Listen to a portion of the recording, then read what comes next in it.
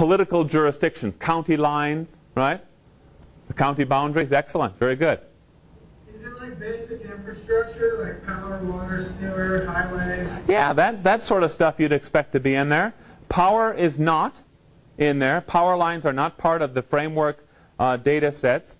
It's considered proprietary data, and most of the utility companies are not willing to share that data for a variety of reasons. One is some homeland security type of concerns. So no, that's not part of it. But sure, the highways, roads, city center lines, that sort of stuff.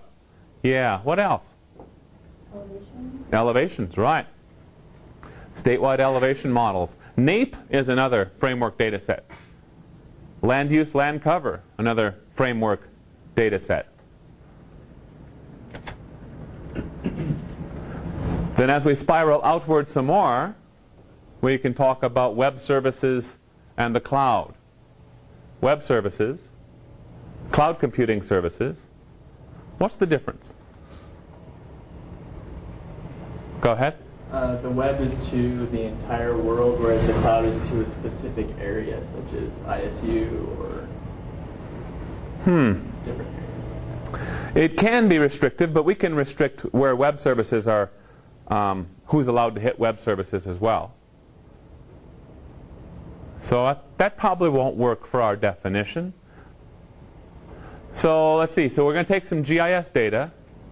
We're going to put it on the internet. You know that the cloud is another word for the internet. So what we're saying with web services is we're taking GIS data, we're putting it onto the internet. That's what the web is, right? And we're calling that web services.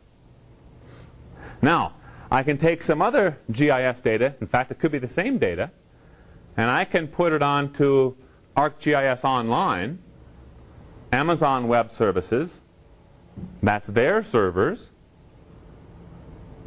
that's the internet, and now all of a sudden it's called cloud computing services or cloud services. What's the difference? Because who's providing the information? Yeah, that's about as good as we can get. Really. No, really, that is about it. Because it's both internet services. When we put something out on ArcGIS Online, they are using, or Arc Online, I think they changed the name, they're using the same software even behind the scenes. They're using ArcGIS Server. They could be using very similar servers, physical hardware. But they're calling it cloud computing, and we're simply calling it web services. So as it kind of boils this all down and distills it down, what the difference tends to be is that cloud computing services are servers that make data, GIS data, let's say, available through the internet, but it's data coming from a lot of different places, and a lot of times those cloud computing services are sold. Okay? So Amazon.com, which runs some of the largest cloud farms out there, doesn't just say, oh yeah, come on, everyone put your data out here. It's free. You know? No, you pay for those services. Web services tends to indicate, when we say that word, tend to indicate that it's something that we run in-house. Yes, we make it available to the whole world, but it's our servers, and we don't say to everyone, yeah, send me your data. You know? That's really about the only distinction we can make. And there's a whole lot of buzz around this term cloud services or cloud computing. Kind of exciting sounding stuff. But when we distill it down to what it really means, cloud is the internet. So it's internet services versus web services, which is also internet services. Okay, so really the only difference there is who's providing it, how is it being provided, is it kind of open doors for everyone, so on and so forth. Okay, are they charging for it? Yeah, those cloud computing services can be really, really huge servers.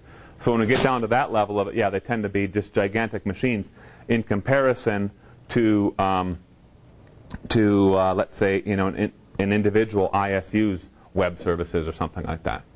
Okay? Was there a question from someone? have one. Go ahead. So is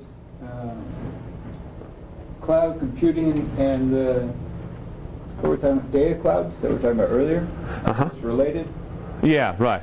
So it's just saying that the cloud computing is at the different state, national level? Right, yeah. There is not officially any sort of state cloud computing resources. Okay?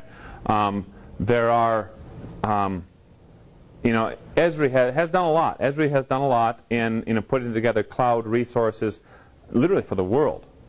And they have worked very, very closely with Amazon Web Services, AWS. So I don't know if you'd call that, you know, regional or national or international, because it all matters which one of their little links that you go into. Once you're onto their cloud, the ArcGIS Online, you can kind of funnel and go look at what they would call regional data, national data, or world imagery or something like that.